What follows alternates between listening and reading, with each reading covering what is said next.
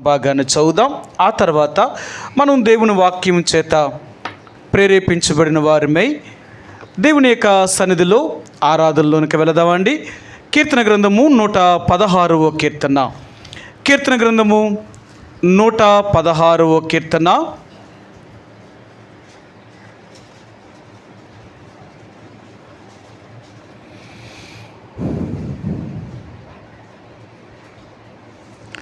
పన్నెండు వచనాన్ని 13 వచనాన్ని ఈ రెండు వచనాల్ని మనం ప్రభు యొక్క సన్నిధిలో మనందరము కలిసి ఒక్క మాటలా చదువుదామండి.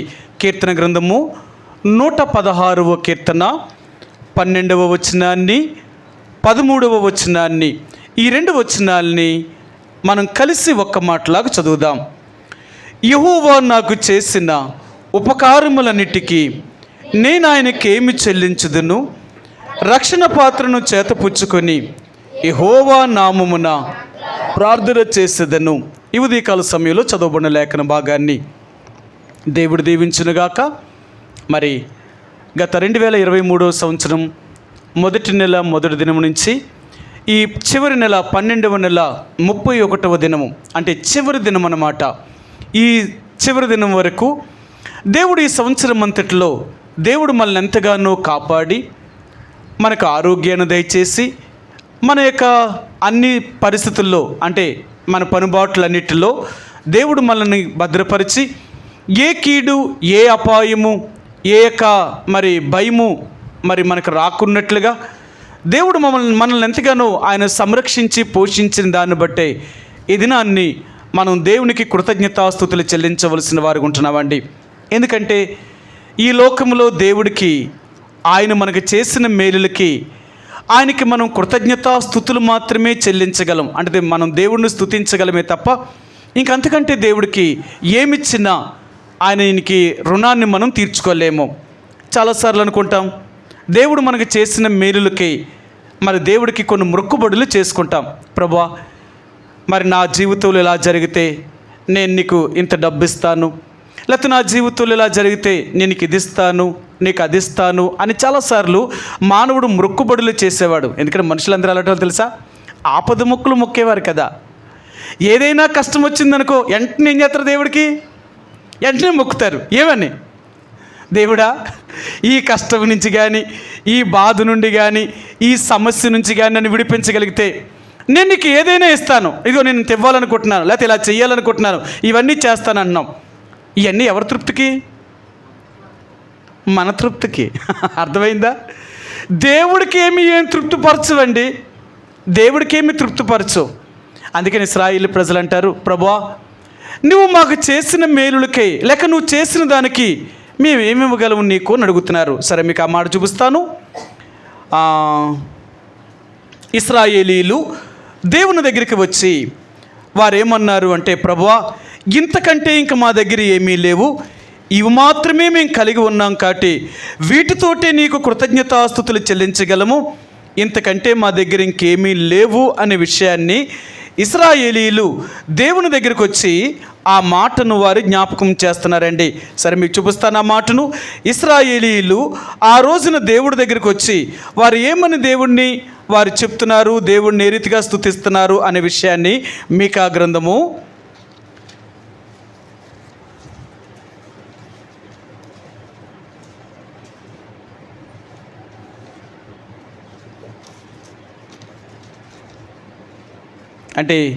6వ అధ్యాయంలో చెప్తాడు. కానీ ఆ మాట కాదు, కానీ మరొక మాట ఆయన చెప్తాడనమాట.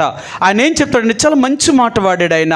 సరే, మీకు చూపిస్తాను. ఈ చిన్న ప్రవక్తల్లోనే ఈ ప్రవక్తలే ఆ మాటను వాడారన్నమాట. వారు ఏమంటారు అంటే, ప్రభువా మేము నీకు అర్పించడము కొరకే మా పెదవులు తప్ప ఇంతకంటే ఇంకా మాకేమీ లేవు, వీటితోటి మేము నిన్ను స్తుతించగలుగుతున్నాము అంటాడు. వారు అంటారు. చూడండి, మీకు ఆ మాట చూపిస్తాను. ఖచ్చితంగా ఇశ్రాయేల్ ప్రజలు దేవుణ్ణి ఆరాధించడానికి, దేవుణ్ణి స్తుతించడానికి ఇవి వారికి ఇంతకంటే ఇంకేమీ లేవు అనే విషయాన్ని వారు జ్ఞాపకం చేస్తున్నారన్నమాట. అందుకనే వారు ఇశ్రాయేలు దేవుని యొక్క ప్రజలకు వచ్చి, ప్రభువా నువ్వు మాకు చేసిన దానికే మేమేమి ఇవ్వగలం, మా పెదవులతో మాత్రమే నిన్ను స్తుతించగలుగుతున్నాం, ఇవే మాకున్నవి, ఇంతకంటే మా దగ్గర ఏమీ లేవు అనే వాటను వారు జ్ఞాపకం చేస్తున్నారండి. మీకు చూపిస్తాను వారు ఎంతో చక్కగా మాట వాడతారన్నమాట. ఈ చిన్న ప్రవక్తల్లోనే ఆ మాట చెప్తారు, ఇవే మాకున్నవి, ఇవే మీకు మేము చెల్లించుచున్నాము అంటారు వారు.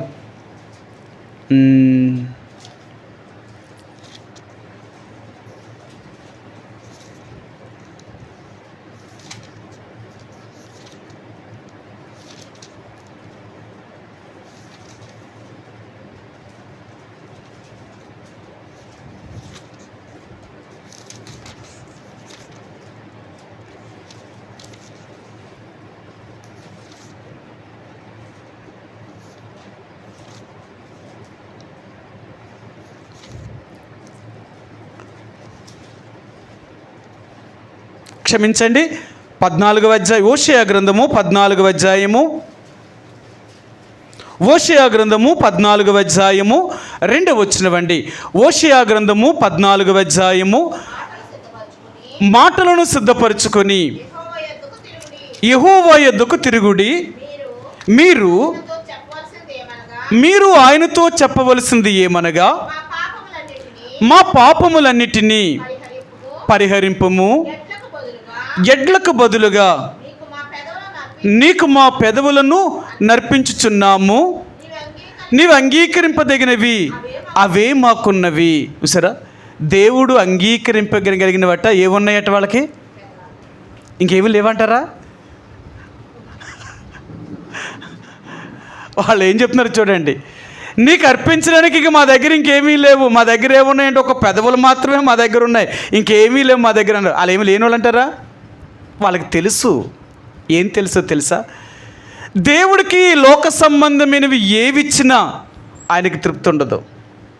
మనమేదో చేస్తున్నాం. ఈరోజు మానవుడు చేసే భక్తి అంటే ఏంటో తెలుసా, దేవుడికి పువ్వులు ఎట్టాలని, దేవుడు కొబ్బరికాయలు కొట్టాలని, లేక దేవుడు సందాలు వేయాలని, దేవుడికి డబ్బులు ఇవ్వాలని, ఇవన్నీ ఎవరు పెట్టారు? ఏం దేవుడికి అవసరం ఇవేమన్నా? దేవుడు ఏమైనా లేనోడా? దేవుడి పేరు చెప్పి అక్కడ చేసేవాళ్ళు బ్రతకడం కొరకు ఇలా చేస్తున్నారు తప్ప దేవుడికి ఏమీ అక్కర్లేదు. ఆయన ఏమీ లేనివాడేమీ కాదు. చాలాసార్లు మనమే దేవుని లేనోడిని చేస్తాం. మన దేవుడిని మనమే లేనోడిని చేస్తాం. కానీ మన దేవుడు ఎప్పుడూ లేనివాడేమీ కాదు. మన దేవుడు సమస్తాన్ని కలిగినవాడు. అందుకని దేవుని ప్రజలనేవారు ఎప్పుడు కూడా దేవుణ్ణి లేనివాడుగా చేయరు. అందుకని దేవుడికి వాళ్ళు ఏం చేస్తారంటే, ప్రభువా హృదయమారానికి నేను కృతజ్ఞతాస్తుతులు చెల్లిస్తున్నాం, దేవా నిన్ను స్తుతించగలుగుతున్నాను, నిన్ను ఆరాధించగలుగుతున్నాను, ఇంతకంటే ఇంక నువ్వు కోరుకునేదేంటి? మన దేవుడు కోరుకునేది ఏంటో తెలుసా, మన స్తుతి యాగమును మాత్రమే కోరుతున్నాడు ఆయన. అందుకని దావీదు అంటే అపొస్తలుడైన పౌలు కూడా ఈ హెబ్రీయులకు రాసిన పత్రికలో ఆయన కూడా ఈ మాటను వాడతాడు. మీకు ఆ మాటను చూపిస్తాను. హెబ్రీయులకు రాసిన పత్రిక 13వ అధ్యాయము, హెబ్రీయులకు రాసిన పత్రిక 13వ అధ్యాయము, హెబ్రీయులకు రాసిన పత్రిక 13వ అధ్యాయము 15వ వచనమండి, 15వ వచనం. కాబట్టి ఆయన ద్వారా మనం దేవునికి ఎల్లప్పుడూ స్తుతియాగము చేయదము, అనగా ఆయన నామమును ఒప్పుకొనుచు జిహ్వా ఫలమును అర్పించుదుము. చూసారా, మన దేవుడికి మనం ఏం అర్పిస్తున్నాము అంటే మన జీవా ఫలాన్ని, మన ఆత్మ సంబంధమైన ఫలాన్ని, ఆ స్తుతి ఆరాధనను మనం దేవుడికి చెల్లించవలసిన వారిగా ఉంటున్నామండి. చాలాసార్లు మీకు చెప్పాను, అంటే చాలామంది ఈనాడు ఒక్కొక్క సంఘానికి ఉన్న భేదాభిప్రాయాలు ఏంటి అంటున్నారు. ఈనాడు క్రైస్తవులు నమ్మే దేవుడు ఒకడే, మనందరము అంటే ప్రపంచంలో నమ్మే దేవుడు అందరూ ఒకటే, ఆయన యేసుప్రభు అంటున్నారు. దేవుణ్ణి ఒక్కడే నమ్ముతున్నారు. లోకంలో కూడా అందరికీ ఒకే బైబిల్ ఉంది. ఒక ఆయన ఇలా చెప్పాడు, బైబిల్ గ్రంథము ఇప్పుడు వాడుతున్న బైబిల్ గ్రంథం నిజమంటారు, ఇది కరెక్ట్ అంటారా అన్నాడు ఆయన. ఎందుకంటే ఈ బైబిల్ గ్రంథము 66 పుస్తకాలు ఉన్నాయి. ఇప్పుడున్న ఈ బైబిల్ గ్రంథంలో 66 పుస్తకాలు ఉంటే ఈ బైబిల్ కరెక్ట్ అంటారా? లేక ఈనాడు రోమన్ కథోలిక్ దగ్గర అంటే ఆర్సీఎం వాళ్ళ దగ్గర రమారంభి 92 ప్రతులు ఉన్నాయి. వాళ్ళ పుస్తకంలో కూడా వాళ్ళ గ్రంథం వేరుగా ఉంటుంది, వాళ్ళకి 92 ప్రతులు ఉంటున్నాయి. ఇది కరెక్ట్ అంటారా? లేకపోతే అసలు బైబిల్ అంటే బైబిల్ ఇంకేముందంటే మరి 200 ప్రతులు పైనే 200 అంటే ఇంకా 220 215 ఉన్నాయట. అన్ని పుస్తకాలు ఉన్నాయి, వేరొక గ్రంథం ఉంది. ఇందులో ఏ బైబిల్ కరెక్టు? ఇప్పుడు ఈనాడు పూజించే క్రైస్తవులు ఏ బైబిల్ను అనుసరిస్తున్నారు? కాబట్టి ఆ రోజున వాళ్ళు ఏమన్నారంటే, ఆఖరికి ఆయన ఏం తేల్చాడంటే, ఈ క్రైస్తవులు చేసే బైబిల్ గ్రంథం చదువుతున్న ఈ భక్తి కూడా సరైనది కాదు అన్నాడు ఆయన. ఇది కూడా సరైనది కాదు అన్నాడు. అసలు బైబిల్ని ఎలా రాశారు, ఎందుకు రాశారు, ఎవరు రాశారు అనేది ఆయనకేం తెలుసు? 1600 సంవత్సరాల్లో 40 మంది ప్రవక్తల చేత ఈ గ్రంథాన్ని రాయించిన దేవుడు ఆయనకి ఏం తెలుసని మాట్లాడాడు అంటే ఆయనకేమీ తెలియదు. ఆయనకేదో తెలిసిందని చెప్పాడంతే. సరే, ఈరోజు మీకు చెప్తాను, ఈనాడు బైబిల్ గ్రంథాన్ని ఏది నిజము? ఈనాడు క్రైస్తవుల్లో ఒకే దేవుడు, ఒకే బైబిల్ గ్రంథము. కానీ ఈనాడు క్రైస్తవుల్లో ఎన్ని తెగలు ఉన్నాయో తెలుసా? కనీసం ఈనాడు ప్రపంచం అంతట్లోనంట 2500 తెగలు ఉన్నారట. ఈ క్రైస్తవ సంఘాల్లో ఒకలంటే ఒకరికి, అంటే ఇది పలానా సంఘం, ఇది పలానా సంఘం, ఇలాంటి పేరు పెట్టిన సంఘాలు 2500 తెగలున్నాయి. వీళ్ళందరూ కూడా ఏ సిద్ధాంతాన్ని బట్టి అయితే వాళ్ళ సంఘాన్ని స్థాపించారో ఆ సిద్ధాంతాన్ని బట్టి ఆ సంఘం స్థాపించబడింది. ఏదైనా చూడండి, ఒక సంఘము స్థాపించబడాలి అంటే వాళ్ళ సిద్ధాంతం ఏంటో ఆ సిద్ధాంతాన్ని బట్టే సంఘాన్ని స్థాపించారు వాళ్ళు.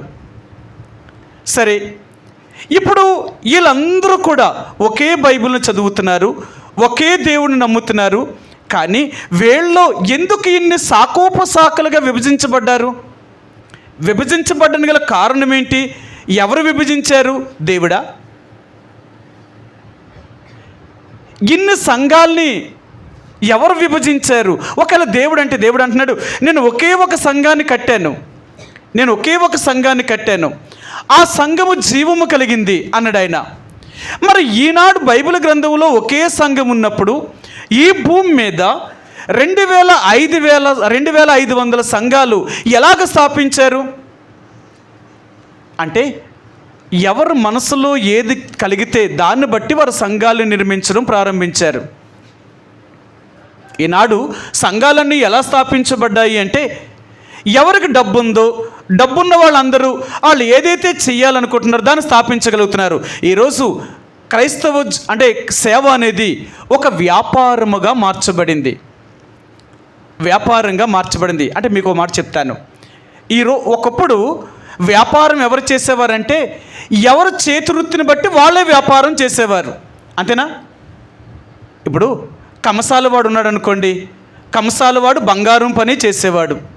ఒకవేళ ఆ కంసాల వృత్తిలోనే చెక్కతో పని చేసేవాడు అనుకో, వాడు వడ్రింగ మేస్త్రిగా పని చేసేవాడు. ఒకవేళ ఒక కుమ్మరివాడు ఉన్నాడు అనుకోండి, కుమ్మరివాడు మట్టితో అనేకమైన పాత్రలు చేసేవాడు.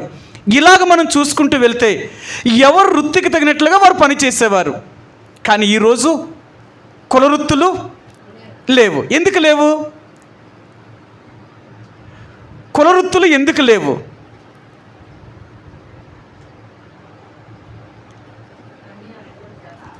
ఆ పనినే అందరూ చేసుకోగలుగుతున్నారు. ఇప్పుడు ఒకలే చెయ్యాలని ఏమీ లేదు, అందరూ చేయగలరు, తప్పేముంది దానికి? ఆ పని చేస్తే. అందుకని ఇప్పుడు ఏం చేస్తానంటే, వ్యాపారం నిమిత్తము ఎవరు ఏ పనైనా చేయగలుగుతున్నారు, ఒకలే చేయవలసిన పని లేదు. ఈనాడు కూడా యేసుప్రభువారి సేవ అనేది ఎలా జరుగుతుందో తెలుసా? సంఘాలేమో పెద్దలు స్థాపిస్తున్నారు. పెద్దలు స్థాపించిన సంఘములో దేవుని సేవకుడు అనేవాడిని జీతానికి పెట్టుకుంటున్నారు. ఇదేం వ్యాపారం? చూడండి, ఇదేం వ్యాపారం అంటే ఆ సేవకుడికేమో జీతం ఇస్తున్నారు, ఒక 20,000 లేకపోతే 25,000 జీతం ఇస్తున్నారు. ఉన్న ఆఫరింగ్ అంతా ఎవరిది? మందిరం అంటే ఎవరి అజమాయిషీలో ఉంటుంది? పెద్దల అజమాయిషీలో ఉంటుంది. ఈ పెద్దల అజమాయిషీలో ఉంటే ఈ డబ్బును ఏం చేస్తున్నారు వాళ్ళు? వాళ్ళ ఇష్టం, వాళ్ళు ఏమైనా చేయొచ్చు. అది వడ్డీకే తిప్పుకోవచ్చు, లేకపోతే దాన్ని వాళ్ళు వండుకొనే తినవచ్చు, వాళ్ళు ఏమైనా చేయొచ్చు. ఎందుకంటే సేవకుడు అడగడానికి అధికారం లేదు. నువ్వు జీతగాడివి, నువ్వు జీతానికి వచ్చావు, జీతానికి పెట్టుకున్నావు, నువ్వు పోవాలంతే. నువ్వెవరు మాకు చెప్పడానికి? ఈ సంఘం మాది, గుడి మాది. చూడండి ఎలా వ్యాపారం చేస్తుందో. ఈనాడు క్రైస్తవ సంఘాల్లో జరిగేది నిజంగా ఇది వ్యాపారమీళ్ళుగా మార్చారు కదా. ఆనాడు యేసుప్రభువారు యెరూషలేముకి వెళ్ళినప్పుడు దేవుని ఇంటిని ఎలా మార్చారట? వ్యాపారపీళ్ళుగా మార్చారు. రోకలు అమ్మేవారు రోకలు మారుస్తున్నారు, ఎడ్లు అమ్మేవారు మేకలు అమ్మేవారు మేకలు అమ్ముతున్నారు. ఎవరి వ్యాపారం వాళ్ళు చేసుకుని వెళ్ళిపోతున్నారు. అప్పుడు దేవుడు అన్నాడు, నా తండ్రి ఇంటిని వ్యాపార పిల్లుగా మారుస్తారా? ఇదేమైనా సంపాదించుకునే స్థలమా? ఇది వ్యాపారం చేసుకునే స్థలము కాదు. అందుకని నేటి దినాల్లో క్రైస్తత్వం అనేది ఎలాగుంది అంటే ఇది ఒక వ్యాపారము స్థలముగా మార్చారండి. అందుకనే నిజంగా దేవుని సేవ అనేది, దేవుని యొక్క పరిచర్య అనేది బైబిల్ గ్రంథం చదివితే తెలుస్తుంది. ఎవరో చెప్పిన మాటను బట్టి కాదు, బైబిల్ను చదివితే బైబిలే ఏది నిజమైనది ఏది నిజమైనది కాదు అనేది బైబిల్ ఎంత స్పష్టంగా చెప్తుందో. కానీ నేటి క్రైస్తవులు బైబిల్ చదివే క్రైస్తవులు లేరండి. ఒకవేళ చదివినా ఏదో మృక్కుబడిగా చదివేవారే తప్ప దాన్ని అనుసరించేవారు కాదు. అందుకనే ఈనాడు క్రైస్తవ సంఘాలలో తలొక పేరు పెట్టుకొని తలొక వ్యాపారం కింద వాళ్ళ సంఘాన్ని వాళ్ళు స్థాపించుకొని వాళ్ళ దాన్ని వ్యాపారంగా చేసుకుంటూ జీవనోపాధిగా చేసుకెళ్తున్నారు.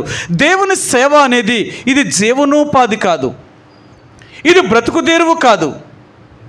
దేవుని సేవ అనేది సమర్పణ, సంపాదన కాదు, సమర్పణ. అందుకంటాడు, నీ ప్రాణాత్మ దేహములను దేవుడికి బలిగా అర్పించు, సమర్పించుకోవాలి. అందుకనే నేటి దినాన్ని దేవుడికి మనం ఏమి ఇవ్వగలం?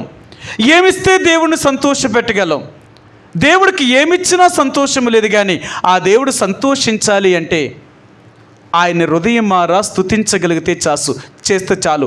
ఆయన చేసిన మేలులకే ఆయనకు నోరారా కృతజ్ఞత స్తుతులు చెల్లిస్తే చాలు. నేను చాలామంది దగ్గర ఇలాంటి మాట విన్నాను. ఏమన్నా తెలుసా? ఏమనంటేనట, తల్లిదండ్రులట పిల్లల నుండి ఎలా ఏం కోరతారంటేనట, ఏమన్నాడు, పెట్టక్కరొద్దు నోరారా అమ్మని పిలిస్తే చాలండి అంటారట. అవునా? వాళ్ళేమో పెట్టక్కరొద్దండి, నోరారా అమ్మ నాన్న అంటే చాలు అంటారట. వాళ్ళకి ఎంత సంతోషం అట.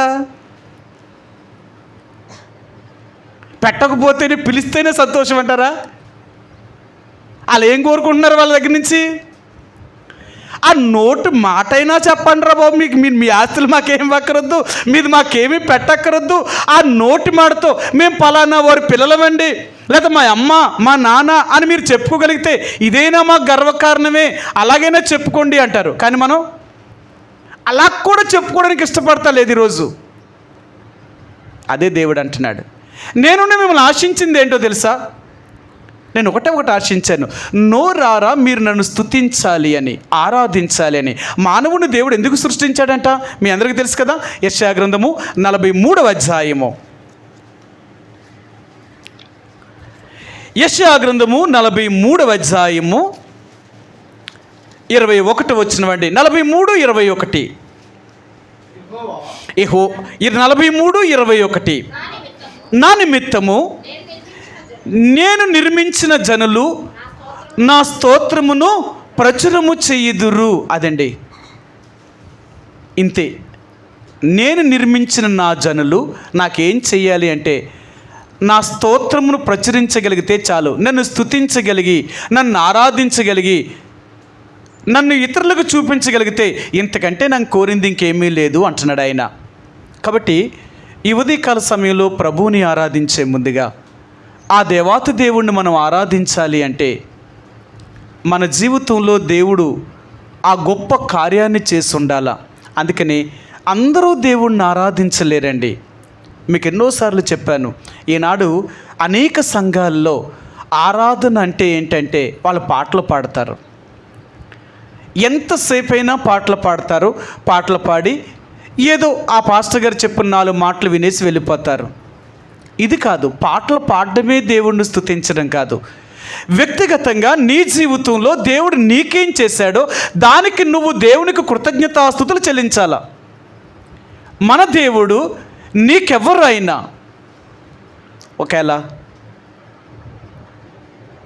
మీరు అంటే ఎవరినైనా మన పిల్లలు మన గురించి చెప్పుకోవాలన్నప్పుడు ఆయన ఏమవుతారు అన్నప్పుడు మన అడిగేమనుకో అని చెప్తారు, మా తండ్రి అండి ఆయన అంటారు, లేకపోతే ఈయన మా అన్నయ్య అండి అంటారు, లేకపోతే ఈయన ఫలానా వారండి అంటారు. అంటే నీకు సంబంధించిన వారిని నువ్వు చెప్పుకోవడానికి ఎంత గర్వంగా చెప్పుకుంటామో, అలాగే దేవుడి దగ్గరికి మనం వెళ్ళినప్పుడు దేవుడి దగ్గర కూడా అంటే మనం కూడా దేవుణ్ణి ఆ రీతిగా చెప్పాలన్నమాట.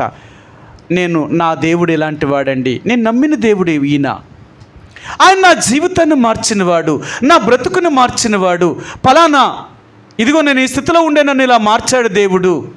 అది అందుకనే క్రైస్తవ జీవితం అనేది వ్యక్తిగత జీవితానికి సంబంధించిందే తప్ప ఏదో అందరికీ సంబంధించినది కాదు. అందుకని దేవుణ్ణి ఆరాధించవలసి వచ్చినప్పుడు మనం దేవుణ్ణి ఎలాగ ఆరాధన చేస్తామంటే నా నా నా అంటాం, అంతేకాని మనము అనం. ఎందుకు మనమని ఎందుకు అనం? దేవుడు నీకు సంబంధించిన వాడే కానీ మన అంటే అందరికీ సంబంధించిన వాడు, ఎవరి వ్యక్తిగత జీవితానికి వాళ్ళకి సంబంధించిన వాడు ఆయన. అంతేకాని ఎవరికి అందరికీ కాదు. నీకేమవుతాడు ఆ దేవుడు, నీకేం చేశాడు ఆ దేవుడు, అది తెలుసుకోవాలి. నీకేం చేశాడో నీకేమవుతాడో అది నీకు తెలియకుండా నువ్వు ఎలాగ దేవుణ్ణి ఆరాధించగలవు? అందుకని యేసు ప్రభువారిని ఆరాధించాలి అంటే, ఆయన స్తుతించాలి అంటే, ఆయన మన జీవితంలో మనకేం చేశాడో అది తెలుసుకోగలిగితే మనం దేవుణ్ణి ఆరాధించగలుగుతామండి. అందుకనే ప్రతిసారి కూడా మనం దేవుడి దగ్గరికి వచ్చినప్పుడల్లా ఆరాధన సమయంలో ఆ యేసు ప్రభువారు నీకేం చేశాడు, నీకేమై ఉన్నాడు అనే విషయాల్ని ఎంతో తేట తెల్లముగా మనకు తెలియచేస్తూ దేవుని వాక్యాన్ని మనకు బోధిస్తూ ఉంటున్నాడు ఆయన. కాబట్టి ఈ ఉదయకాల సమయంలో ఆ దేవాతి దేవుడైన యేసు ప్రభువారిని మనం ఆరాధించే ముందు ఆయన మనకేం చేశాడో మనం తెలుసుకోగలిగితే ఆయన్ని ఆరాధించగలం. మనకేం చేశాడో మనకు తెలియకపోతే ఆయన్ని మనం ఆరాధించలేం. ఒకవేళ మనకేం చేశాడో మనకు తెలియకపోయినా ఈ రోజుల్లో అందరూ ఎలా చేస్తున్నారు అంటే అలవాటైపోయింది మనకు అలవాటైపోయింది. అందుకని ప్రతి ఆదివారం మనం దేవుని సన్నిధికి వచ్చినప్పుడు ఆరాధన ఎలా చేస్తామంటే మనకు వచ్చింది మనం చేసుకుంటూ పోతాం అంతే. మనకేం చేస్తాడో మనకు తెలియదు. అందుకని ప్రతి ఆదివారము ప్రభు దగ్గరికి వచ్చినప్పుడు ఒక క్రొత్త గీతము, ఒక నూతనమైన గీతాన్ని మనం దేవుడికి స్తుతించేవారుగా ఉండాలండి. అందుకని అంటాడు ప్రతిసారి నువ్వు దేవుడి దగ్గరికి వెళ్ళినప్పుడల్లా ఒక క్రొత్త గీతమును పాడుతూ ఉండాలట.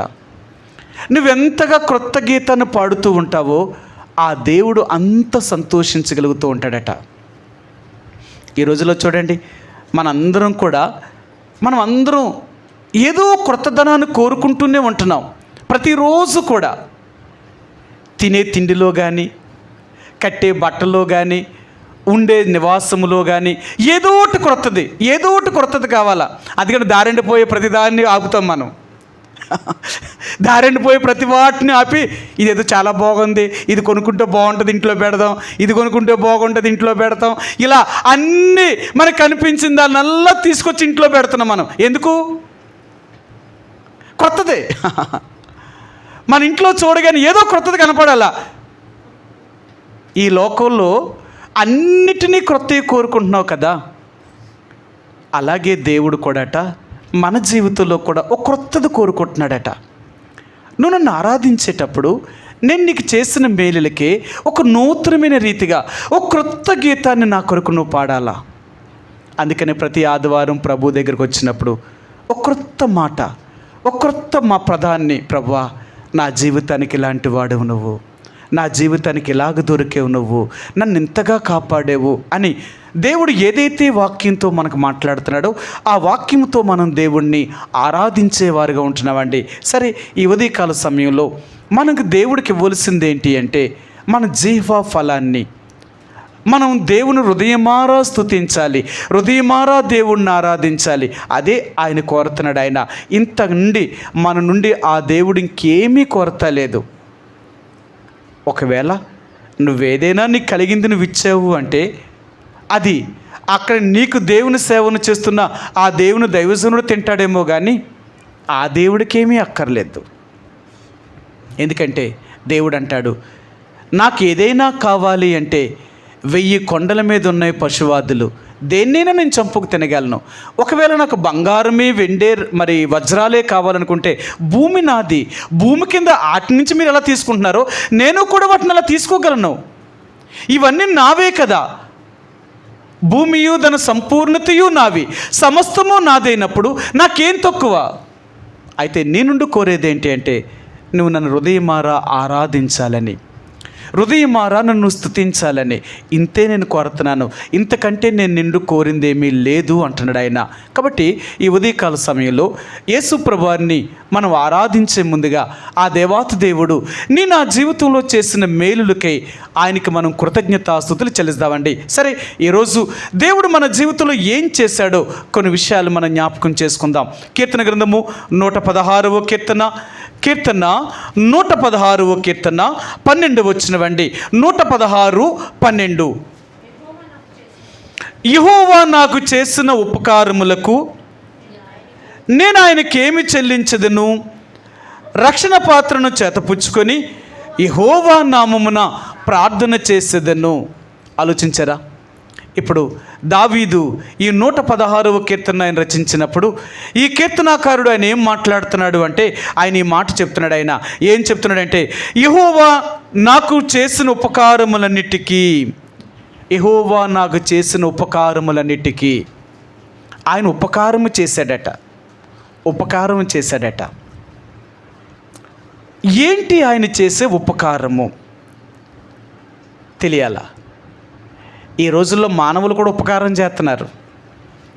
దేవుడు చేసే ఉపకారం ఏంటి, మానవులు చేసే ఉపకారం ఏంటి, ఇవి రెండూ తెలుసుకోగలిగితే నిజంగా ఎవరు గొప్పవారో మనకు అర్థమవుతుందండి.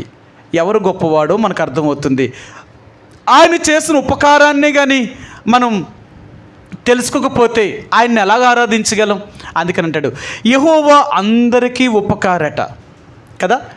ఆయన అంటాడు యెహోవా అందరికీ ఉపకారట. సరే, ఈరోజు దేవుడు నా జీవితంలో ఆయన మనకేమి ఉపకారం చేశాడో మనం తెలుసుకోవాలి. ఎందుకంటే అదేదో మనం తెలుసుకోగలిగితేనే కానీ ఈరోజు మనం దేవుడిని ఆరాధించలేమండి. ఏం చేశాడో మనకు తెలియాలా?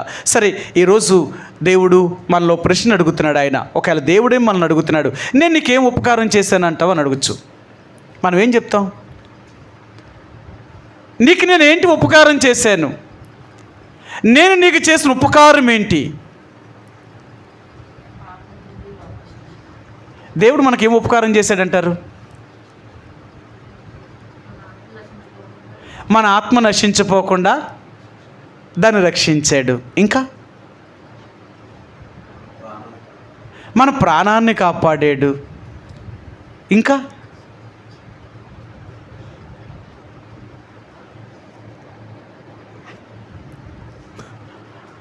ఏంటి ఆయన చేసే ఉపకారాలు ఏంటి? కీర్తనకారుడు అంటున్నాడు, ఆయన ఏం చెప్తున్నాడు? యెహోవా నీవు చేసిన ఉపకారములన్నిటికీ నేనేం చెల్లిస్తాను? నేను నీకు నా జీవితంలో ఏం చేసే ఉపకారములు? అందుకని చాలాసార్లు మీకు చెప్తూ ఉంటాను, దేవుడు చేసే ఉపకారములన్నీ అవి ఆత్మ సంబంధమైన ఉపకారాలు ఉన్నాయి, శరీర సంబంధమైన ఉపకారాలు కూడా ఉన్నాయి.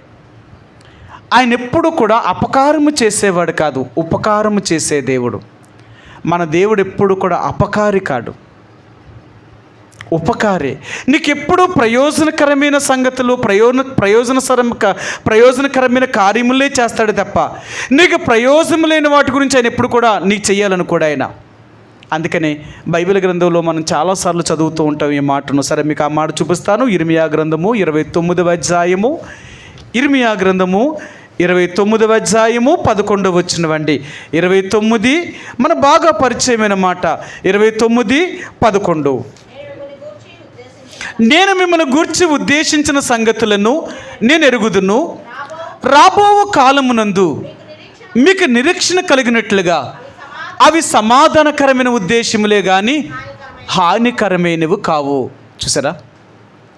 దేవుడు మన గురించి ఉద్దేశించిన సంగతులన్నీ కూడా అవి సమాధానకరమైన ఉద్దేశములే కానీ హానికరమైనవి దేవుడు ఎప్పుడూ మన కొరకు ఉద్దేశించే దేవుడు కాదు ఆయన. కాబట్టి దావీదు ఈ 116వ కీర్తన అన్నాడు, యెహోవా నీవు చేసిన ఉపకారములన్నిటికీ నేను నీకు నేను కృతజ్ఞతాస్తుతులు చెల్లిస్తాను. ఇంతకంటే నేను నీకేం చెల్లించగలను చెప్పు. రక్షణ పాత్ర చేత పుచ్చుకొని యెహోవా నామమున నీకు నేను ప్రార్థన చేయగలుగుతాను, లేక యెహోవా నామమున నీకు స్తుతి ఆరాధన చెల్లించగలుగుతాను. ఇంతకంటే నేనేమి చేయలేను నీకు. ఎందుకంటే ఏమి ఇవ్వగలను? నేనే పాటు వాడిని నీకు ఇవ్వడానికి. నేను ఎవరిని? నేను ఒక మనిషిని, ఒక నరమాత్రుణ్ణి. నీకు నేను ఏమి ఇవ్వగలను చెప్పు. అందుకనే ఈ రోజున యెహోవా చేసిన ఉపకారములన్నిటినీ, ఎందుకంటే మరి 2023 సంవత్సరం ప్రారంభించిన మొదటి నెల మొదటి దినం దగ్గర నుంచి ఈ చివరి 12వ నెల 31వ దినం వరకు దేవుడు మనకు ఎన్ని మేళ్ళు చేశాడంటావు, ఎన్ని ఉపకారాలు చేశాడంటావు. ఒక్కసారి ఈ సంవత్సరం అంతట్లో దేవుడు మనల్ని ఎంతగా కాపాడుతూ వచ్చాడు. ఆయన మన కుటుంబ విషయంలో కానీ, మన వ్యక్తిగత విషయంలో కానీ, లేక మన యొక్క ఉద్యోగపరంగా కానీ, లేక మన పని విషయాల్లో కానీ, లేక మన పంట విషయాల్లో కానీ, లేక ఇలా లెక్కేసుకుంటూ వెళ్తే ఆయన చేసిన ఉపకారములు ఎన్నెన్ని విధములుగా ఉన్నాయో, ఆయన చేసిన ఆశ్చర్య కార్యములు ఎన్నెన్ని విధాలుగా ఉన్నాయో ఏమని మనం ఆయన్ని వర్ణించగలం. అందుకనే ఈరోజు దేవుడు అంటున్నాడు, నీకు నేను చేసిన ఉపకారములు ఎన్ని చేశానో తెలుసా. నేను ఒక మాట మీకు చెప్తాను. ఏంటంటే మన జీవితంలో ఈ 2023 సంవత్సరం ముగించడమే గొప్ప. అవునంటారా కాదంటారా? ఒక సంవత్సరం మన జీవితంలో గడిచిందంటే ఇదే పెద్ద గొప్ప. ఈ రోజులు ఎలాగున్నాయి? మళ్ళీ రేపు 2024 సంవత్సరంలో ప్రవేశిస్తున్నాం. ఏమో ఆ సంవత్సరం చివరిదాకా మరి చూస్తామని మనకైనా గ్యారెంటీ ఉందంటారా? మనకు తెలియదు. ఏమో సంవత్సరం అంతా మనం ఉంటామో, లేకపోతే నేను ఉదయకాల సమయంలో ఒక వ్యక్తిని నేను కలిశాను. ఆయన చాలా బాధగా ఉన్నాడు. ఏం బెదరు అలాగున్నారు, చాలా మీరు ఎప్పుడూ అలా ఉండరే అన్న. అప్పుడు పక్కన ఆయన చెప్పాడనమాట, నీకు తెలీదా అన్నారు. ఏంటన్నా ఏమైందని అడిగాను. వాళ్ళ అమ్మగారు చనిపోయారు, వాళ్ళ నాన్నగారు ఇప్పుడు చాలా మరి కలవరంలో ఉన్నాడు. ఆయన మానసికంగా చాలా కృంగిపోయాడు. వాళ్ళ అమ్మగారు చనిపోవడం వల్ల మెంటల్గా షాక్ అయ్యాడు ఆయన. ఆ డిప్రెషన్లోకి వెళ్ళిపోయాడు ఆయన అన్నాడు. అయ్యయ్యో ఎలా జరిగిందా, ఎందుకు అలా జరిగింది, అసలు ఏమైంది, ఎప్పుడు చనిపోయారు మీ అమ్మగారు అని అడిగాను నేను. ఆయన ఏం చెప్పాడు తెలుసా? సరిగ్గా నేను రేపటి దినాన్నే మా అమ్మ చనిపోయిందండి అన్నాడు. రేపటి దినం అంటే మరి 2023 సంవత్సరం జనవరి 1 రోజునే మా అమ్మ చనిపోయిందండి అన్నాడు. అదేంటండి బాబు, మొదటి రోజే చనిపోయింది అన్నారు. అసలండి షాక్ అయ్యాను సార్ నేను కూడా. ఆ రాత్రి మేము మీటింగ్ జరిపించుకున్నాం, ఉదయంకి వెళ్ళాం, ఉదయం అమ్మ ఇలా చనిపోయింది. మరి ఏంటి, అమ్మ అలా చనిపోవడం వల్ల నాన్నగారు డిప్రెషన్లోకి వెళ్ళిపోయారండి. అసలు ఆయన మనిషిలాగా ఉండలేదు. అప్పుడు పక్క ఆయన చెప్పాడు. అందుకే నేను వాళ్ళ ఇంటికి వెళ్ళాను, వాళ్ళని ధైర్యపరచాలని. చాలా కృంగిపోయాడు వాళ్ళ నాన్నగారు. అప్పుడు నేను అన్నాను, ఇప్పుడు ఆయన కూడా అన్నాడు, ఒక తోటి అంటే భార్య చనిపోతే ఆ బాధ భర్తకే తెలుస్తుంది, భర్త చనిపోతే ఆ బాధ భార్యకే తెలుస్తుంది, ఇంకెవ్వరికీ తెలియదు. ఒకవేళ మనం ఎన్ని మాటలైనా చెప్పొచ్చు, మనం ఎంత తోడుగైనా ఉండొచ్చు, కానీ ఆ లోటుని మనం పోడ్చలేం. చాలా బాధపడుతున్నాడు ఆయన. ఇంకా అంతకంటే మనం ఏం చేయగలం?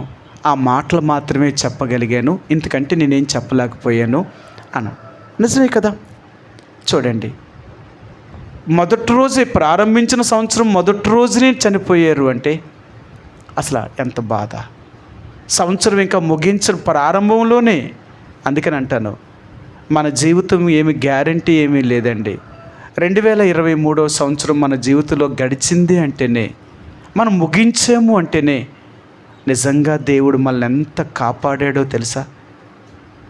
ఎన్ని ఆపదల నుండి, ఎన్ని ప్రమాదాల నుండి, ఎన్ని రోగాల నుండి, ఎన్ని సమస్యల నుంచి దేవుడు మనల్ని కాపాడుతూ వెళ్ళా. ఒక సంవత్సరం ముగియాలంటే, ఒక సంవత్సరం దాటాలి అంటే అంత సులభమైన పని అంటారా? ఒక సంవత్సరం గడవాలి అంటే అంత సులభముగా సంవత్సరం దాటిపోదండి. మనం అనుకున్నట్టుగా ముగియబడదు. ఆ సంవత్సరాన్ని ముగించడానికి 12 నెలలు మనం బ్రతకాలి అంటే ఎంత జీవన పోరాటం మనం చేస్తూ ఎన్ని సమస్యల నుంచి మనం ఎదుర్కొమించుకొని వెళ్తేనే కానీ ఒక సంవత్సరం మన జీవితంలో దాటుతలేదండి. అందుకే దేవుడు అంటున్నాడు, నేను ఈ సంవత్సరం అంతా నిన్ను కాపాడగలిగాను అంటే ఎవరిని బట్టి కాపాడాను?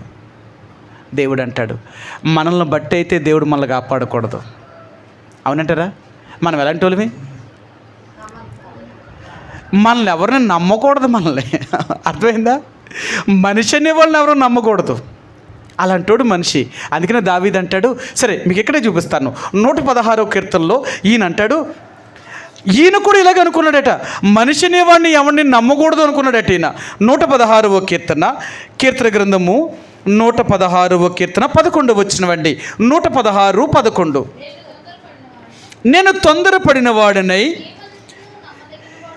ఏ మనుషుడును నమ్మదగిన వాడు కాడనుకొంటిని. చూసారా, ఆయన ఏమంటున్నాడట, ఏ మనిషి నమ్మదగిన వాడు కాడట. చూడండి, నిజంగా ఈ 2023వ సంవత్సరాన్ని మనం ముగించేసాము అంటే మనమేం మంచోళ్ళమనా? మనమేం నమ్మదగిన వాళ్ళమనా? మనందరి గురించి దేవుడికి తెలుసు. అసలు మనం బ్రతకడానికే యోగ్యం కాదు మనం. అయినా దేవుడు మన ఎళ్ళ ఎంత నమ్మదగిన వాడండి. అవునా? మనం నమ్మదగిన వారం కాకపోయినా ఆయన మాత్రం నమ్మదగిన వాడట. ఆయన సరే మీకు ఈ మాట కూడా చూపిస్తాను. మీకు బాగా పరిచయమైన మాటే. ఆయన అంటాడు విలాప వాక్యములు, ఆయన అంటాడు ఎంత మన దేవుడు నమ్మదగిన వాడు ఇక్కడ ఆయన జ్ఞాపకం చేస్తాడు. మనందరికీ బాగా తెలిసిన మాట విలాప వాక్యములు, ఇర్మియా గ్రంథము తర్వాత విలాప వాక్యములు 3వ అధ్యాయము 22వ వచనమండి. 3:22 విలాప వాక్యములు 3వ అధ్యాయము 22వ వచనం. యెహోవా కృపగలవాడు, ఆయన వాత్సల్యత ఎడతెగక నిలుచుచున్నది గనుక మనము నిర్మూలము కాకున్న వారము. ఆయన అన్నాడు, ఇంకా మనం నాశనం అవ్వలేదు అంటే ఎందుకు నాశనం అవ్వలేదట? యెహోవా కృపగలవాడు, ఆయన వాత్సల్యత కలిగిన దేవుడట. కృపకి వాత్సల్యానికి ఏంటి తేడా? వాత్సల్యత అంటే ప్రేమ, వాత్సల్యత అంటే కనికరము, వాత్సల్యము అంటే జాలి. అంతే కదా? జాలి, దయ, కనికరము, వాత్సల్యత ఇవన్నీ ఒక కోవకి చెందినవి అన్నమాట. సరే, ఒక కోవకి చెందినవి. చూడండి, ఇప్పుడు ఆయన ఏమనంటే, యెహోవా నువ్వు వాత్సల్యత చూపించవు, నువ్వు నమ్మదగిన దేవుడివి, నువ్వు మా ఎళ్ళ ఎంత వాత్సల్యత చూపించావు. అందుకనే ఈరోజు దేవుడు అంటున్నాడు, నిన్ను ఇంతవరకు కూడా భూమి మీద ఉంచడానికి మనమైతే నమ్మదగిన వారం కాకపోయినా దేవుడు నమ్మదగిన దేవుడై ఉండి మన ఎడల ఆయన వాత్సల్యత ఎడతెగక చూపుకుంటూ వచ్చాడట. అందుకనే ఈరోజు వరకు ఇంకా మనం భూమి మీద సజీవులుగా నిలిచి ఉన్నాం. మనలో ఏ ఒక్కరము కూడా మనం నమ్మదగిన వారమే కాదు, పైకి మనం దేవుని బిడ్డలుగా ఉన్నప్పటికీ కూడా మన హృదయంలో ఉన్న కార్యాలు, మన హృదయంలో ఉన్న విషయాలు మనుషుడికి తెలియకపోవచ్చేమో కానీ దేవుడికి తెలుసు. అందుకనే దేవుడు అంటాడు, నేనైతే నిన్ను బట్టయితే నేను కాపాడకూడదు, నేను కాపాడకూడదు, కానీ నేను వాత్సల్య సంపూర్ణుడును గనుక నేను నిన్ను కాపాడాను. నేను ఎందుకు కాపాడానో తెలుసా? నేను వాత్సల్య సంపూర్ణుణ్ణి. అందుకనే ఇప్పుడు దేవుడట కృపావాత్సల్యత కలిగినవాడట. కృపావాత్సల్యత కలిగినవాడు. కృపలో ఏముంది? అందుకనే కదా మనం బైబిల్ పట్టణంలో జ్ఞాపకం చేసుకుంటూ వస్తున్నాం. కృపలో ఏముందట? అర్హత ఉంది. ఇంకా సరే, మీకు ఈ మాట చూపిస్తాను. మీకు చూపించేద్దాం. మీకు తెలుసు, ఈ మాట తెలియదని ఏమీ కాదు. సరే, ఈ మాట మీకు అవసరం వచ్చింది కాబట్టి చూపిస్తాను.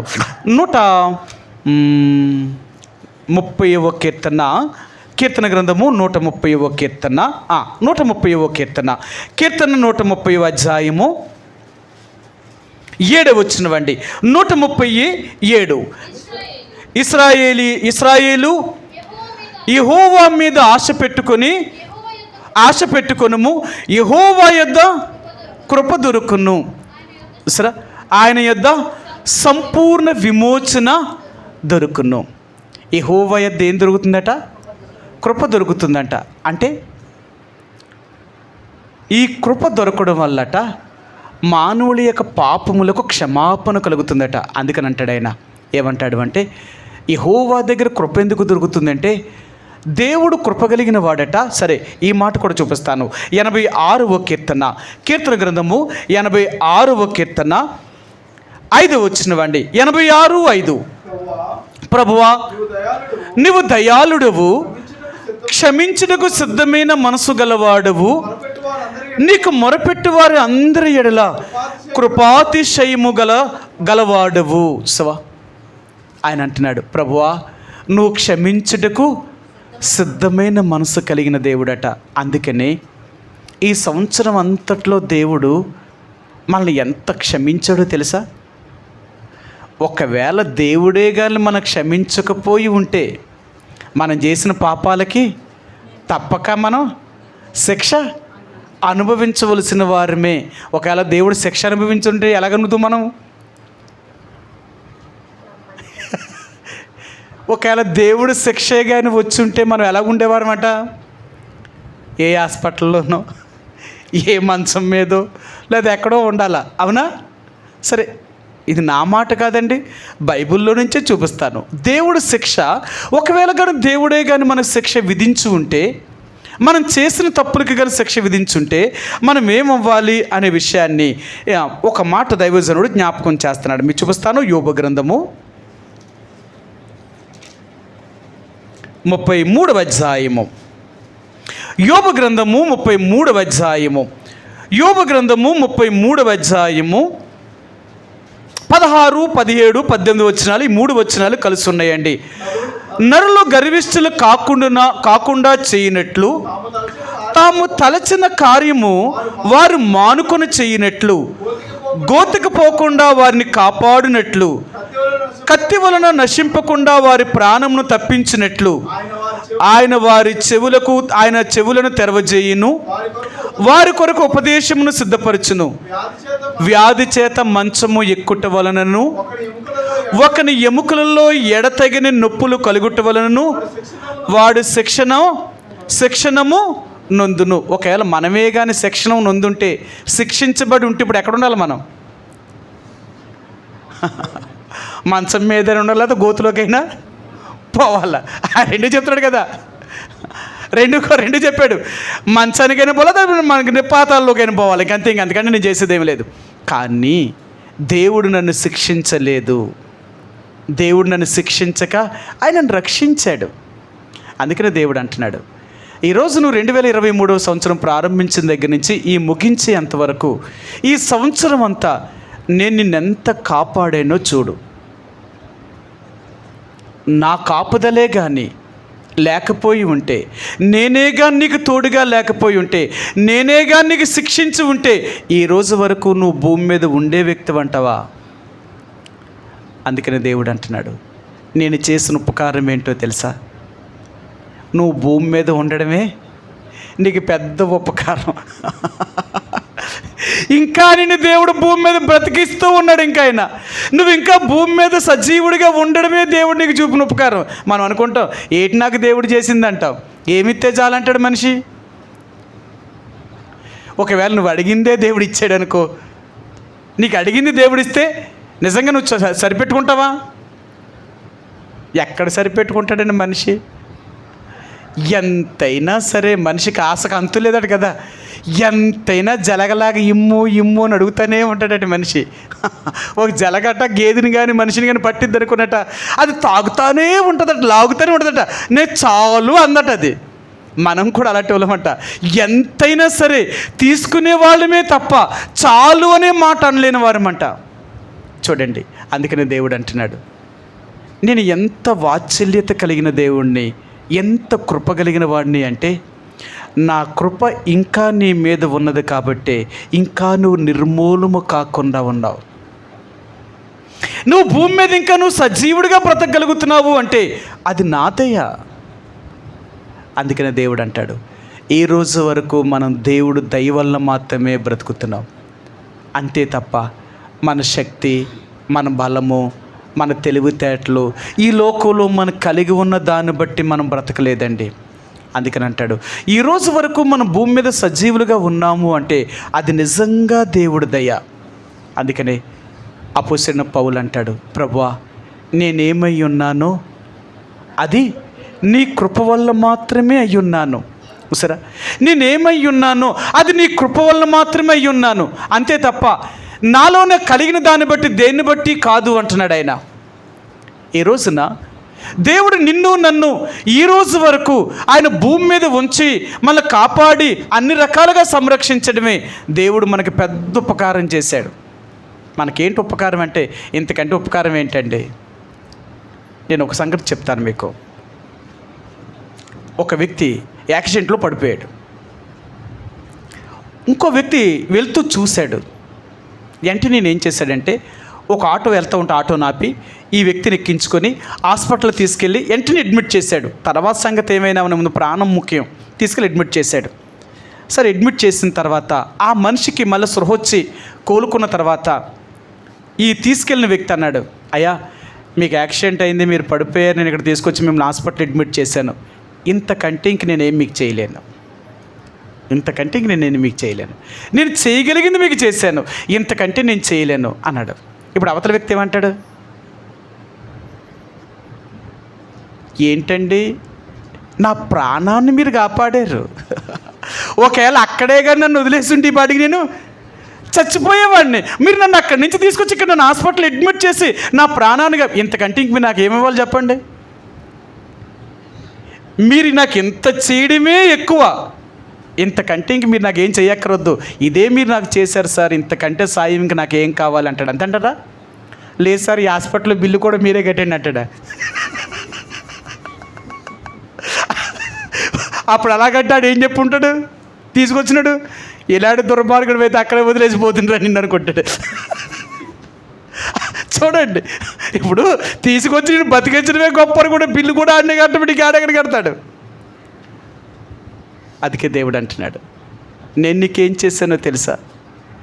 2023వ సంవత్సరం ప్రారంభించిన దగ్గర నుంచి ఈ ముగించేదాకా నేను నిన్నెంత కాపాడానో, నీ పనుల్లో కానీ, నీ ఆరోగ్యంలో కానీ, నీ సమస్యలలో కానీ, నీ కష్టాల్లో కానీ, నీ బాధల్లో కానీ ఎన్ని రకాలుగా నిన్ను కాపాడాను.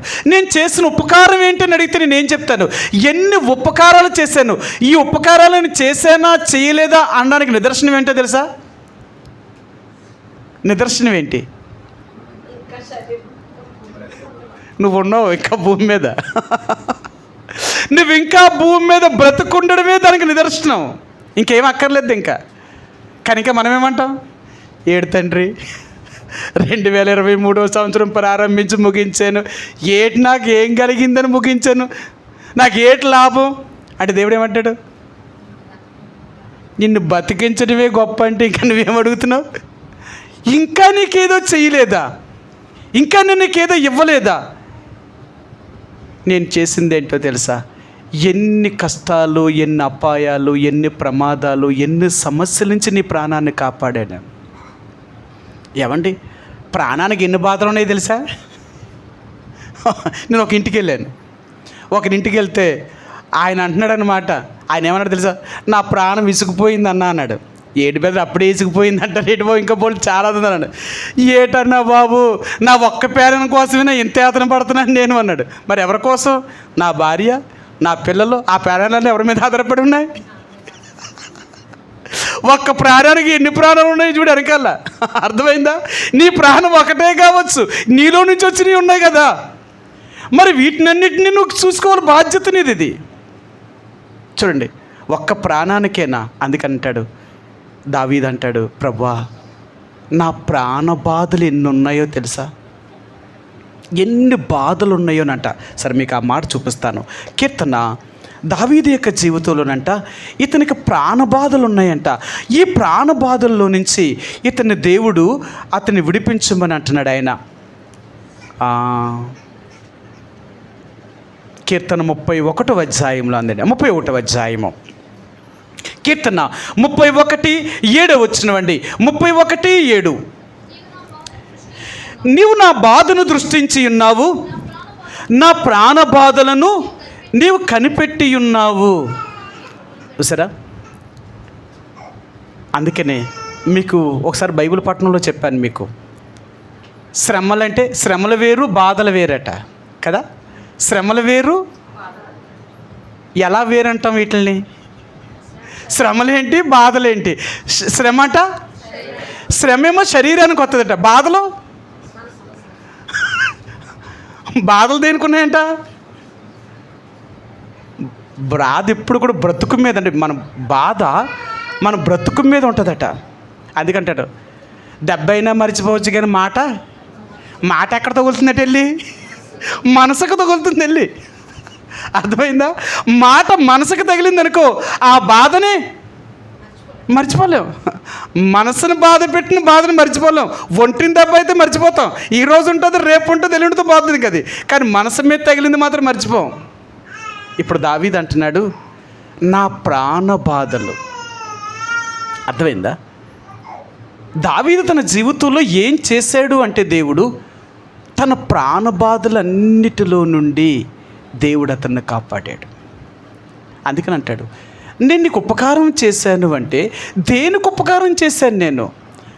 ఈ 2023వ సంవత్సరం ప్రారంభించిన దగ్గర నుంచి ముగించేదాకా ఎన్ని బాధలు నీ ప్రాణానికి చుట్టుకున్నాయి, ఎన్ని ప్రాణ బాధలు గుండా నువ్వు వెళ్ళావు, ఎంత నువ్వు కృంగిపోయావు, ఎన్నిసార్లు నీలో నువ్వు నలిగిపోయి ఉంటావు. నేను కాదా నిన్ను విడిపించింది, ఆదరించింది, ధైర్యపరిచింది, నిన్ను కాపాడింది, నీ ప్రాణబాధల్లో నుంచి విడుదల చేసింది ఇంకెవరు? నేను కాకుండా నిన్నెవరు విడిపించారు?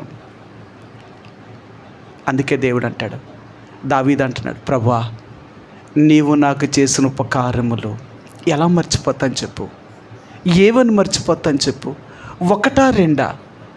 నా జీవితంలో ఎన్ని పరిస్థితులు గుండా నేను వెళ్ళానో వీటన్నిటిలో నుండి నాకు నువ్వు మేలు చేస్తూ వచ్చావు. అందుకని దావీదు మహారాజు ఈ 40వ కీర్తనలో ఒక మాట అంటాడు. ఆయన కీర్తన గ్రంథము 40వ అధ్యాయము 5 వచ్చినవండి. 45 యెహోవా నా దేవా,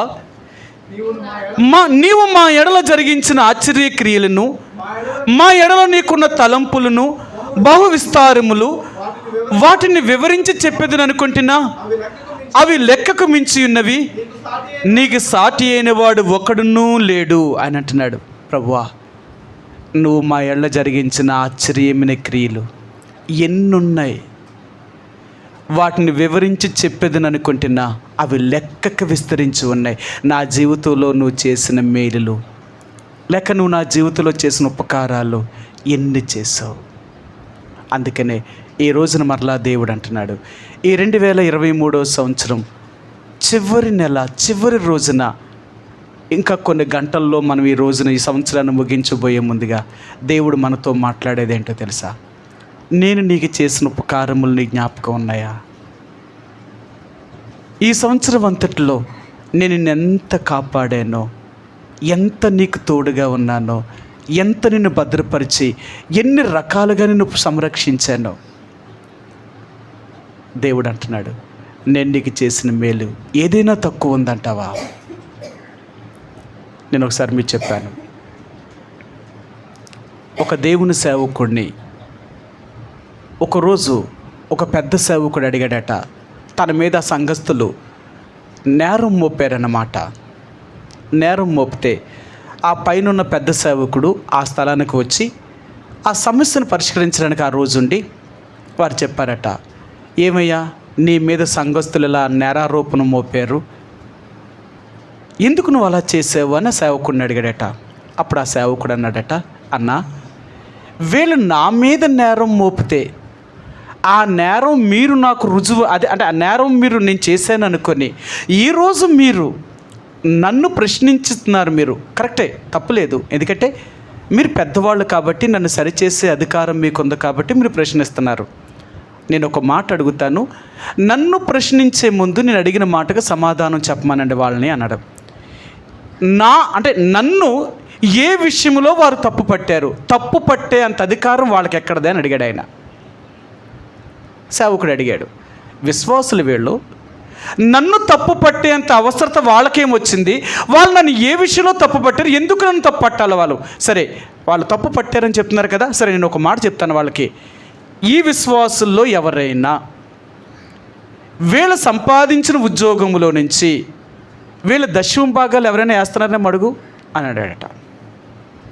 మరి వీళ్ళు నా మీద కంప్లైంట్ చేస్తున్నారు కదా, మరి నేను కూడా వీళ్ళ మీద కంప్లైంట్ చేస్తున్నాను. మరి వీళ్ళందరూ నా మీద కంప్లైంట్ చేశారు, నేను తప్పు చేశాను, నా మీద నేరం మోపారు. మరి వీళ్ళు నేరం మోపిన వాళ్ళు ఎవరైనా, నేరం మోపేవారు ఎలా ఉండాలా? నిరపరాధులై ఉండాలా. వాళ్ళు నిరపరాధులు అయ్యి ఉండుకోవడం మీద నేరం మోపితే ఆ నేరం రుజువద్దు. కానీ వాళ్ళే నేరస్తులు అయ్యి ఉండుకోవడం మీద నేరం మోపితే అది ఎలా చెల్లుతుంది? అందుకే నీ సేవకుడు అన్నాడు, వాళ్ళు ఎవరైనా ఇలా చేశారేమో అడగండి అన్నాడట. అప్పుడు ఆ విశ్వాసులు ఆ పెద్ద ఆయనతో చెప్పారట, అన్నా మాకు ఏదో ఉద్యోగాలు చేస్తున్నారనే పేరే మాకుంది, కానీ నెలలో ఎన్ని పూటలు మేము అన్నం తినవో మీకు తెలుసా అన్న? మేము ఎవరితో చెప్పుకుంటాం?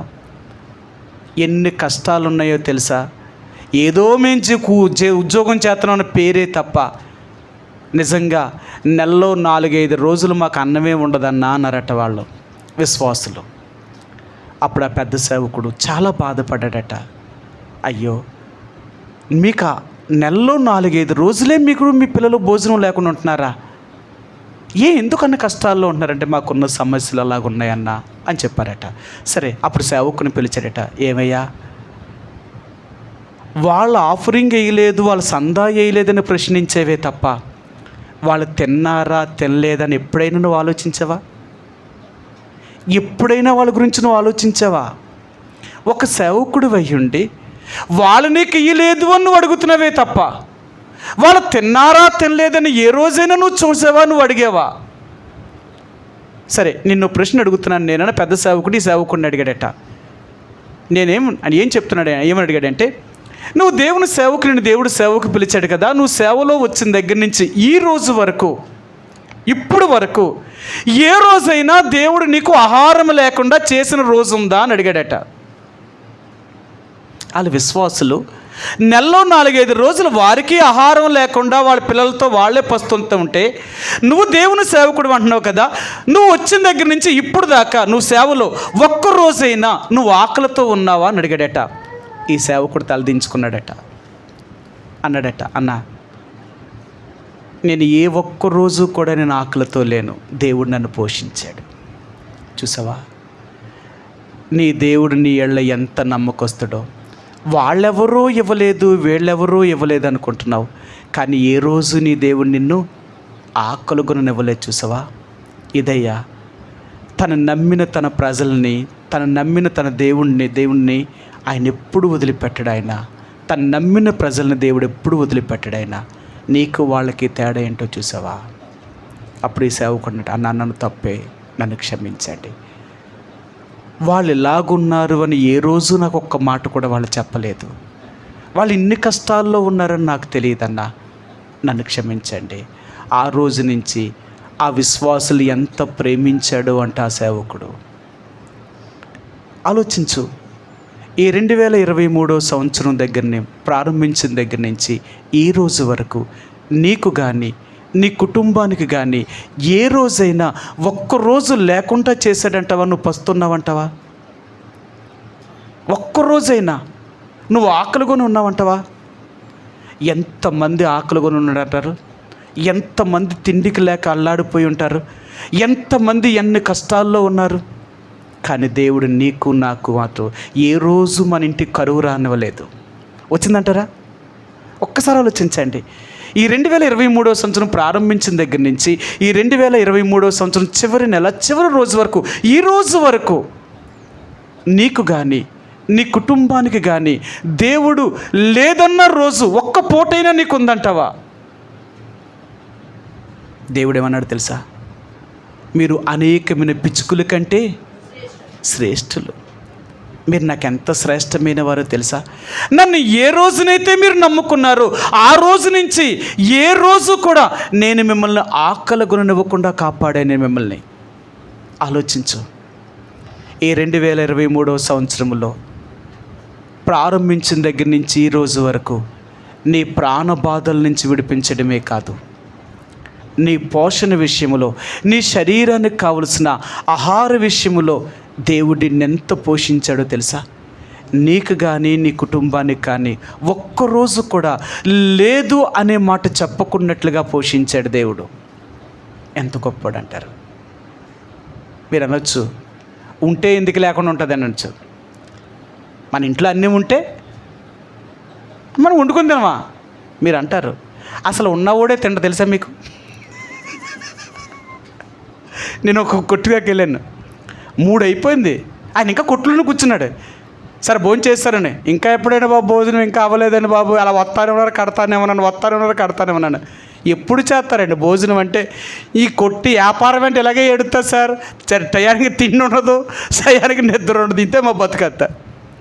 తప్పదు. ఇక మీరు అనుకుంటారు ఏదో డబ్బు ఉన్న వాళ్ళకి అన్ని పూట్ల తింటారేమో అనుకుంటారు. మీరు ఎవరైనా చూడండి, డబ్బు ఉన్నవాడు రోజుకి 2 పూటలు కూడా తినడమే కష్టం. ఇంకా ఆడికి అన్నీ ఉంటాయి కానీ తినడానికి టైం లేదు. ఆడికి తినడానికి కూడా టైం లేదు. కానీ ఏ రోజు కూడా దేవుడు మనకి అలాంటి పరిస్థితి రానివ్వలేదండి. ఎంత గొప్పవాడు తెలుసా దేవుడు. అందుకని దావీదు అంటున్నాడు, యెహోవా నీవు నాకు చేసిన ఉపకారములకి నేనేం నీకు చెల్లిస్తాను చెప్పు, ఏమి ఇవ్వగలను చెప్పు, ఎన్ని మేలులు చేసావు ఒకటే ఉంది చెప్పు. నా ఆత్మను రక్షించడమే కాదు, నా పాపం నుంచి విమోచించడమే కాదు, నా ప్రాణబాధల్లో నుంచి నన్ను విడిపిస్తున్నావు. రెండవదిగా నా శరీర పోషణ విషయంలో నన్ను కానీ నా కుటుంబాన్ని కానీ ఏ రోజు నువ్వు ఆకలి కొననివ్వలేదు, ఏ రోజు నన్ను నువ్వు విడిచిపెట్టలేదు. ఎంత గొప్ప దేవుడివి. అర్థమైందా? దేవుడు అంటున్నాడు. మూడవదిగా నిన్నెంత పోషించాను, నీకు ఏ రోజు లేకుండా నేను చేయలేదు. అన్ని రోజులు నీకు ఏది తక్కువ లేకుండా నీ కడుపుకి ఆహారం పెట్టాను నేను. ఇంతకంటే నేను ఏం చేయమంటావు? సరే, ఇక 4వదిగా దేవుడు అంటున్నాడు, నీకే నేనేం చేసినా తెలుసా? ఏ రోగము నీకు సమీపం రాకుండా కాపాడండి కదా. మీకు ఇది కూడా దేవుడు వాగ్దానం చేశాడు కదా. 91వ కీర్తన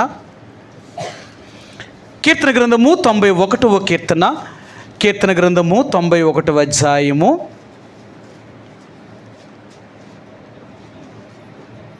3వ వచనం.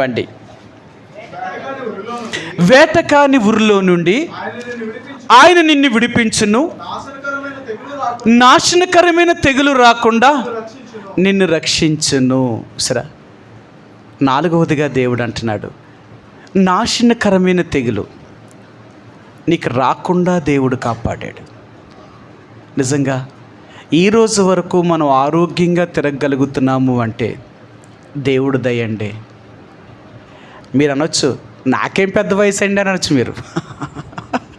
మనం అంటాం కదా, నాకేమంత పెద్ద వయసు అయిపోయిందని ఇంకా మంచాన్ని పడిపోలేదు, ఇంకా నేను తిరగకుండా ఉన్నానని మీరు అనుకుంటున్నారా? నాకు చాలా చిన్న వయసేనండి, కాబట్టి నేను ఇంకా అంత స్టేజ్కి ఏమి వెళ్ళలేదు. ఒకవేళ అలాంటి స్టేజీ రావాలంటే ఇంకో నాకు 60 సంవత్సరాలు దాటాలి, అప్పుడైతే అలా అవుతుందేమో అనుకోవచ్చు. ఈరోజు జబ్బులకు వయసుతో నిమిత్తమేనంటారా? మీరు ఎప్పుడైనా చూసారో లేదో, మనకంటే చిన్నవాళ్ళు వాళ్ళు ఎన్ని వ్యాధులతో ఉన్నారో తెలుసా? మనకంటే చిన్నోళ్ళు. మీరు చెప్తే నమ్మరు. నేను చాలామందిని చూసి నేను చాలా బాధపడ్డాను. 22 సంవత్సరాల వయసులో పెరాలసిస్ స్ట్రోకు, 22 సంవత్సరాలకి వాళ్ళకి ఇంకా పెళ్ళి కూడా కాలేదు, వాళ్ళ పక్షవాతం వచ్చిందంటే చూడండి వాళ్ళకి ఎంత చిన్న వయసులో. నేను అన్నాను, ఇంత చిన్న వయసులో నీ పక్షవాతం ఏంటి, ఎందుకు అలా జరిగిందంటే నాకు అంత బీపీ ఉన్నట్టు నాకే తెలియలేదు, అది వచ్చేదాకా నాకు తెలియలేదు. చూడండి ఈరోజు ఎన్ని రకాలైన వ్యాధులతో ఎన్ని బాధలు పడుతున్నారో తెలుసా లోకంలో. ఒక్కసారి మీరు వెళ్ళి చూడండి. మీరు ఎప్పుడైనా పెద్ద హాస్పిటల్కి వెళ్తే, మన నర్సీపట్నం హాస్పిటల్లో అంత పెద్ద కనపడకపోవచ్చు. మీరు ఎప్పుడైనా వెళ్తే, ఒకవేళ నర్సీపట్నం హాస్పిటల్ కూడా పెద్ద అయిపోయింది కదా, ఏరియా హాస్పిటల్ అయిపోయింది, ఇప్పుడు 150 పడకల హాస్పిటల్ అయింది. మీరు వెళ్ళి చూడండి, వ్యాధులతో ఉన్న వాళ్ళు ఎక్కడి నుంచి ఎక్కడి దాకా ఉంటారు? పుట్టిన బిడ్డ దగ్గర నుంచి కదండి. ఇప్పుడు చూడు, పుట్టిన బిడ్డను కూడా బాక్సులో పెడుతున్నారు. ఇప్పుడు పుట్టిన బిడ్డ దగ్గర నుంచి పెద్ద వయసు అంటే చచ్చే వయసు ఉన్న వారు అందరూ కూడా ఎన్ని వయసులు తెగవారు అక్కడ వ్యాధులతో బాధపడుతున్నారు. కానీ దేవుడు మళ్ళీ ఏం చేశాడు తెలుసా? ఇక్కడ ఆయన చెప్తున్నాడు, నాశనకరమైన తెగులేది రాకుండా దేవుడు మనల్ని కాపాడాడట. ఈ రోజు వరకు ఏ తెగులు కూడా మన మీద మనల్ని బాధించకుండా ఉండడం కొరకే దేవుడు మనల్ని ఎంత కాపాడుతున్నాడు ఆయన. అందుకే ఈ 4 విషయాలకి, ఆయన చేసిన ఉపకారములకే దేవుడు కృతజ్ఞత చెల్లిస్తాం. ప్రభువా, మొట్టమొదటిగా నా పాపం నుంచి విడిపించావు, నన్ను రక్షించావు, నన్ను నాకు నువ్వు దేవుడిగా ఉన్నావు, నీకు వందనాలు. రెండవదిగా నా ప్రాణ బాధల నుండి, ఎన్నో సమస్యలు, ఎన్నో బాధలు, ఎన్నో కష్టాలు గుండా నిలిచిన పరిస్థితుల్లో నన్ను నువ్వే విడిపించావు, నన్ను కాపాడావు, నన్ను సంరక్షించావు తండ్రి. నా ప్రాణ బాధలన్నిటి నుంచి నన్ను విడిపించినందుకు నీకు వందనాలు. మూడవదిగా ప్రభా, నా శరీరాన్ని కూడా కాపాడిన దేవుడివి. ఏ రోజు కూడా నాకు ఆకలి కొనివ్వలేదు, నా ఇంటిలో ఒక్కరోజు లేదు అని చెప్పకున్నట్లుగా ఈ సంవత్సరం అంతట్లో నన్ను, నా కుటుంబాన్ని నువ్వెంత సంరక్షించావు, నువ్వెంత పోషించావు. ఈ సంవత్సరం అంతా నేను ఇలా మేము బ్రతకగలుగుతున్నాము అంటే అది నీ దయ, నీ కనికరమే. మాకు అన్నీ ఇచ్చావు తండ్రి, నీకు వందనాలు. నాలుగవదిగా ప్రభా, ఈరోజు నేను ఆరోగ్యంగా తిరగగలుగుతున్నాను, నా పని నేను చేసుకోగలుగుతున్నాను. ఈరోజు నేను ఇలాగున్నాను అంటే ఏ నాశనకరమైన తెగులు రాకుండా నువ్వు నన్ను కాపాడావు తండ్రి. ఇంతకంటే నువ్వు నాకు ఇంకేం చేయాలా? ఇన్ని మేలులు, ఇన్ని ఉపకారములు చేసి నన్ను ఈ సంవత్సరం అంతా నన్ను కాపాడినందుకు నీకు హృదయమారా నేను కృతజ్ఞతాస్తుతులు చెల్లించుకుంటున్నాను. అందుకే నీవు చేసిన ఉపకారములన్నిటికీ నేను రక్షణ పాత్రను చేత పట్టుకొని నీకు నేను కృతజ్ఞతాస్తుతులు చెల్లించుతాను. ఇంతకంటే ఇంక నేనేమి ఇవ్వలేను, నేనేమి ఇవ్వగలను? ఏమిస్తే మీ రుణం తీర్చుకుంటాను. అందుకనే ఏమీ లేనివాడినై హృదయమారా ఈ దేనస్తుతి ఆరాధన చేత పట్టుకొని నీకు నేను సమర్పించుకుంటున్నాను తండ్రి అని ఆ ప్రభువుని ఆరాధిస్తామండి. ఆ రీతిగా కొద్ది క్షణాలు ప్రభు యొక్క సన్నిధిలో ఒకరి తర్వాత ఒకరు ఆ దేవుడు మన జీవితంలో చేసిన మేలులకే కృతజ్ఞతాస్తుతులు చెల్లిస్తాం. ఆ రీతిగా కొద్ది సమయం ప్రభువుని ఆరాధిస్తామండి. ఆరాధన చేసేవారు అందరికీ వినిపించేలాగా బిగ్గరగా ఆరాధన చేయడానికి ప్రయత్నించేయండి. ఆ రీతిగా ఆరాధనలో కొనసాగుదాం.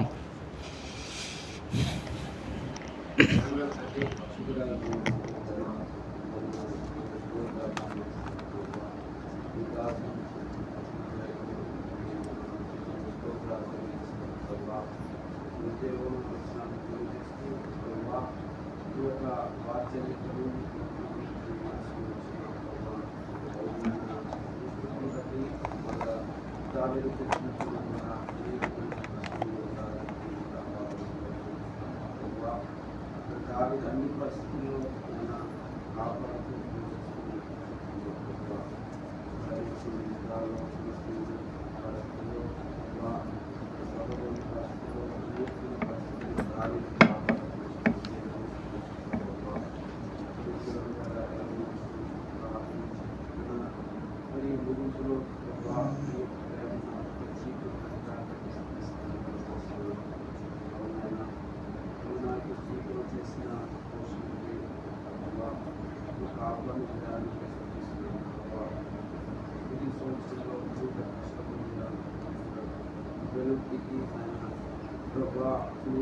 కాపాడుతూ సహాయం భగవత్తుగా మీ వాళ్ళకి నమ్మకమైన మీరేదో నడిపించినారు.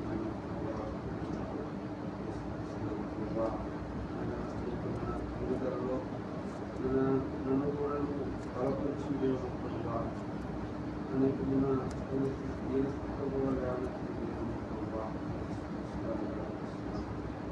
దేవుడిగా నా దేవుడిగా నేను ఎన్నో కాకుండా జీవితాలైన కూడా సహవాసం దేవుని వాక్యం ద్వారా నాకు సంపూర్ణ ఆహారం అనిపిస్తూ ప్రభు వీటి వరకు ఆయన ఆత్మ పోషణకి కావలసిన జీవాహారం నేను కల్పిస్తూ పోషిస్తూ బోధన పోషణకి ఆహారం ఆత్మశైలం కాపాడిన ప్రభా ఏ సమయం మీద సమయం ఏది కావాలో ప్రభా మీరే సమయం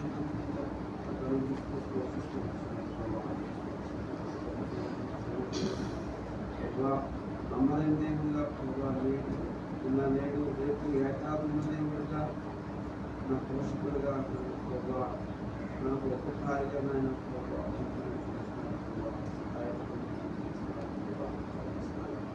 దేవుడికి నేనేమి ఇవ్వలేను మరలా చేస్తున్నాను ప్రభా తప్ప కనపడుతున్న తప్ప అంతమైన యోగ్యత నాకు ఆరోగ్యం ప్రభా నీ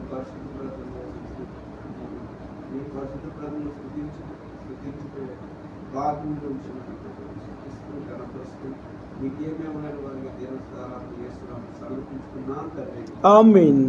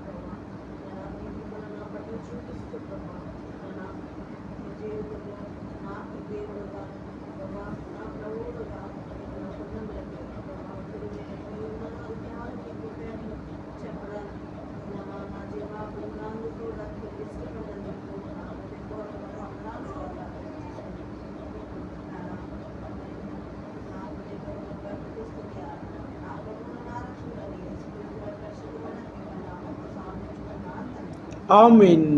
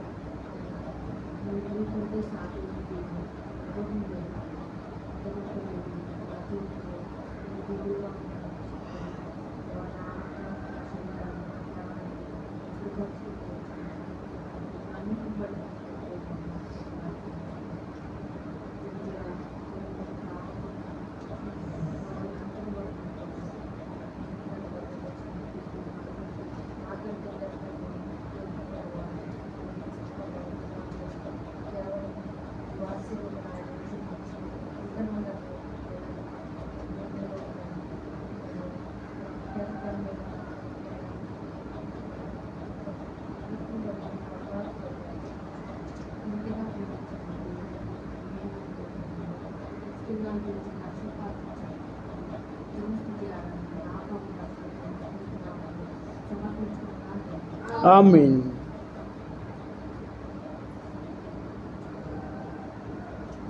సమయాన్ని పోనవద్దు, త్వరగా ఆరాధన చేయండి.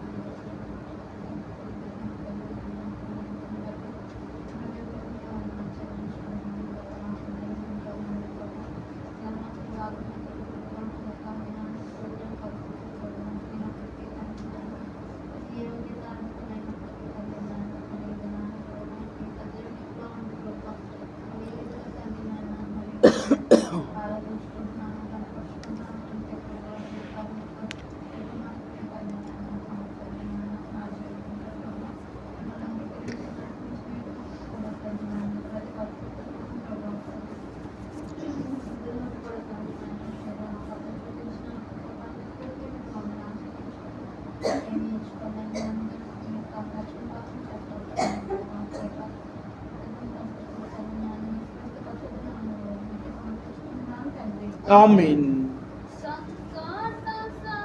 యములో సాగాలేకున్నాను, దయచూపు నా మీద అని నేను మొరపెట్టగా, సంకట సమయములో సాగాలేకున్నాను,